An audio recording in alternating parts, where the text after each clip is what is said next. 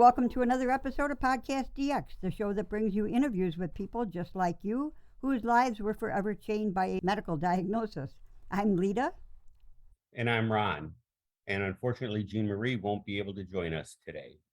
Collectively, we are the hosts of PodcastDX. And on today's show, we will be talking about enteroviruses. The genus Enterovirus includes 100 or so species of viruses, including the viruses that cause polio, acute flaccid myelitis, or AFM, hand, foot, and mouth disease, and myocarditis. We are going to be talking about two species of enteroviruses that have been making the headlines recently, poliovirus and enterovirus D68. Both viruses are known to affect young children. In extreme cases, both are associated with the risk of a paralysis and, in a very rare case, even death. And according to the World Health Organization, polio or poliomyelitis is a highly infectious disease which is caused by the poliovirus. Yes, there are 3 strains of the wild poliovirus, 2 of which have been eradicated, which means we got rid of them. Intensive vaccination programs have sought to eliminate polio worldwide. The CDC reported that the number of polio cases has continued to drop each year. The Bill and Melinda Gates Foundation has helped the incidence of polio decrease by 99% since 1988. And you may have heard about polio in the news lately. As part of routine monitoring, the National Institute for Biological Standards and Control in the United Kingdom found vaccine-derived poliovirus in the London sewage system. According to the National Health Service, or NHS, there has not been a reported case of polio infection in the UK since the mid-1990s. Right, and since we wrote this script, another case has been found here in the United States. So there are mainly 2 different types of polio vaccine. There is a live oral polio vaccine, OPV, which I can remember being dosed on a sugar cube when I was a youngster. The OPV is a weakened form of polio and is still administered in many areas of the world because it is easy to administer. It's less expensive than the attenuated injectable form of the vaccine. The Center for Disease Control, the CDC, states that a vaccine-derived poliovirus, also known as VDPV, is a strain of the weakened poliovirus that was initially included in oral polio vaccine, OPV, and that has changed over time and behaves now more like the wild or naturally occurring virus. What this means is that it can be spread more easily to people who are unvaccinated against polio and who come into contact with the stool or respiratory secretion, such as those from a sneeze of someone who's infected by it already. Right. And polio is typically transmitted from person to person when fecal matter from an individual with polio contaminates food or water and then is ingested by someone who has not been adequately vaccinated. There are 2 main types of polio infection: non-paralytic polio and paralytic syndrome. Those with a non-paralytic polio infection may experience the same mild flu-like signs and symptoms typical of other viral illnesses. Signs and symptoms, which can last up to 10 days, include fever, sore throat, headache, vomiting, fatigue, back pain or stiffness, neck pain or stiffness in the arms and legs, muscle weakness and tenderness. But paralytic syndrome, on the other hand, this more serious form of the disease is rare. Initial signs and symptoms of paralytic polio are are things like fever and headache, which often mimic those of non-paralytic polio. Within a week or so, however, other signs and symptoms will appear, including a loss of reflexes, like when the doctor checks your reflexes and hammers on your knees. I guess if you lose your reflexes, that's a sign. Severe muscle aches or weakness, loose or floppy limbs, which is called flaccid paralysis. And now I think we should cover the other enterovirus that's been in the news recently, Ron. I think that's a good idea. All right. What Lita is talking about is the enterovirus D68, which typically affects children. The virus lives in mucus and saliva or spit, as well as phlegm in the lungs and in the stool, which is your poop. It spreads through the following: airborne droplets when an infected person sneezes or coughs, contact with an infected person's poop, for instance, when changing a diaper or helping a child use the toilet, kissing someone who has the virus, sharing eating utensils and cups, and touching contaminated doorknobs, toys, or other surfaces. Children and teens are more likely to have noticeable symptoms of EVD68 because they haven't had enough time yet to build up immunity towards the virus. EVD68 typically causes mild cold-like symptoms such as a cough, fever, muscle pain or body aches, and runny nose or sneezing. People who have asthma or weak immune systems may develop more severe symptoms. And with these symptoms, you or your child might have wheezing and difficulty breathing. And these symptoms require prompt medical attention. Do not hesitate, go see a doctor. Right.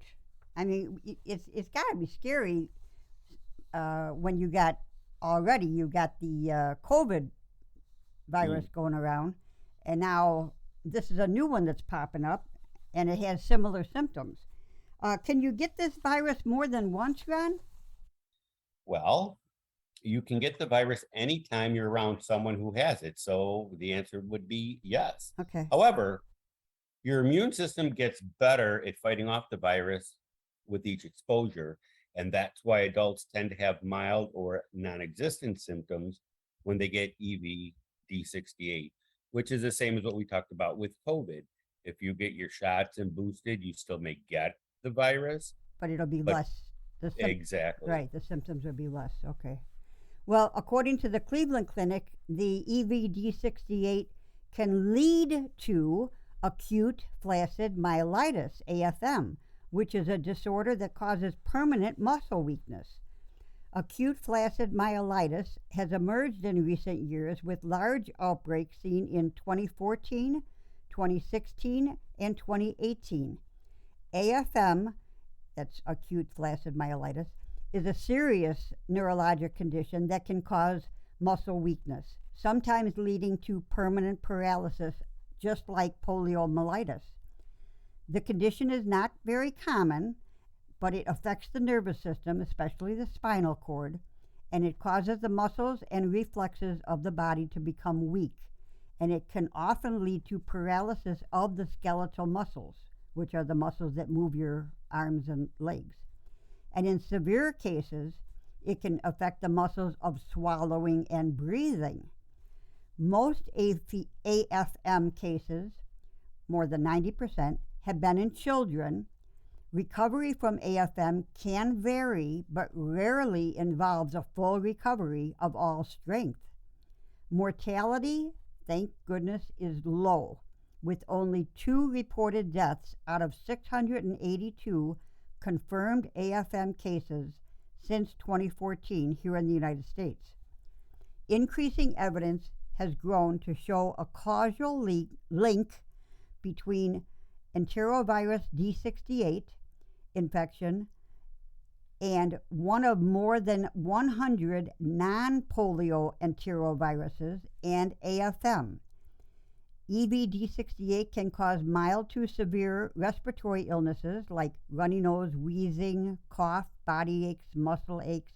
But after that, AFM can develop and cause symptoms to progress rapidly.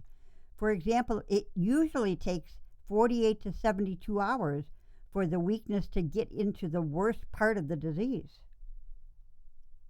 Wow.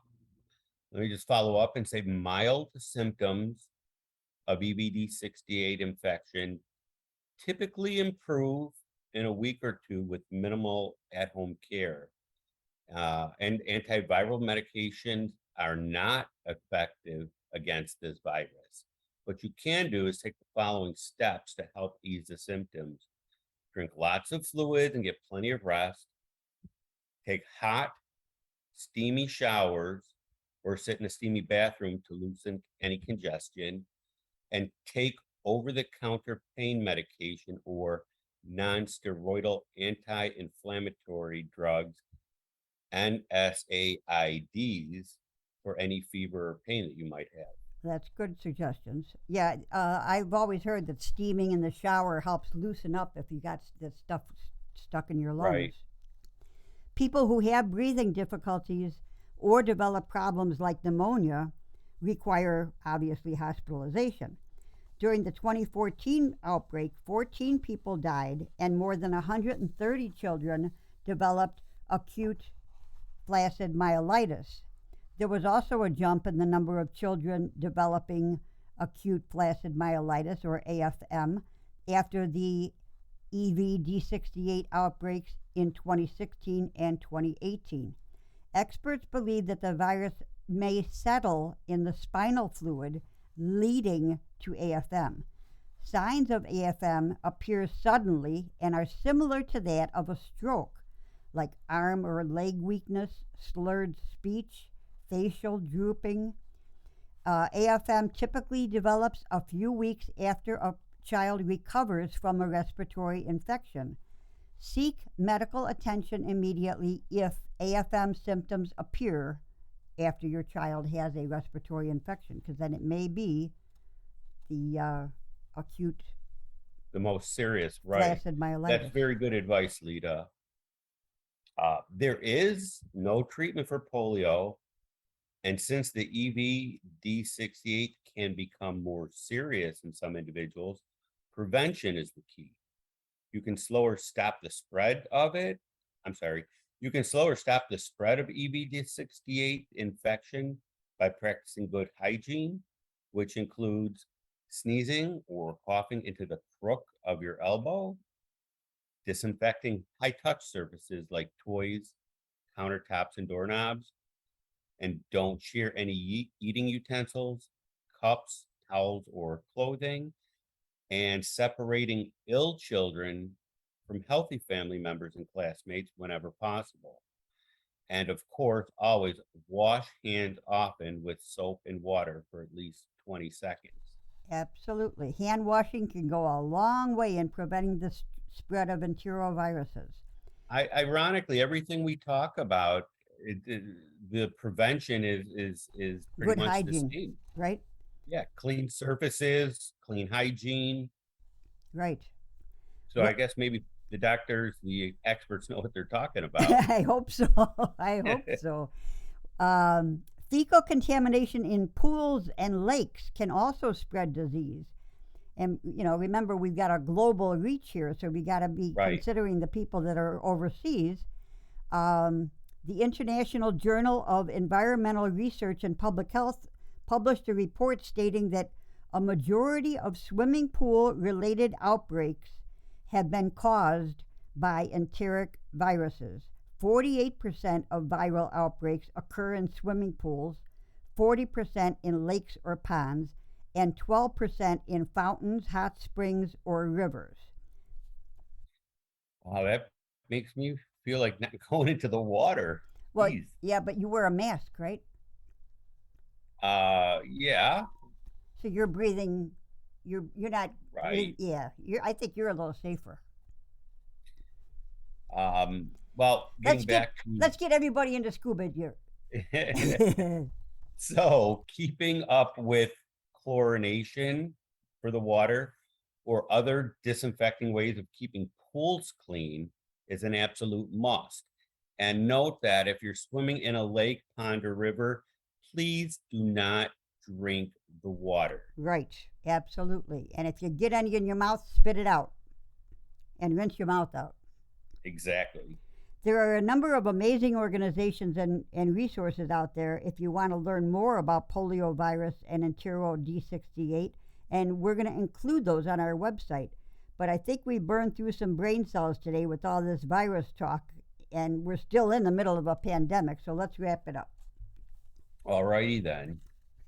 If you have any questions or comments related to today's show, you can contact us at PodcastDX@yahoo.com, through our website, PodcastDX.com, on Facebook, Twitter, Pinterest, or Instagram. Or TikTok. I should have put TikTok in there.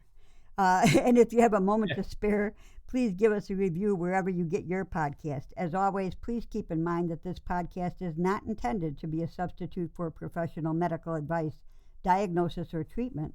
Always seek the advice of your physician or other qualified healthcare provider with any questions you may have regarding a medical condition or treatment, and before undertaking a new healthcare regime. Never disregard professional medical advice or delay in seeking it because of something you've heard on this podcast. Till next week.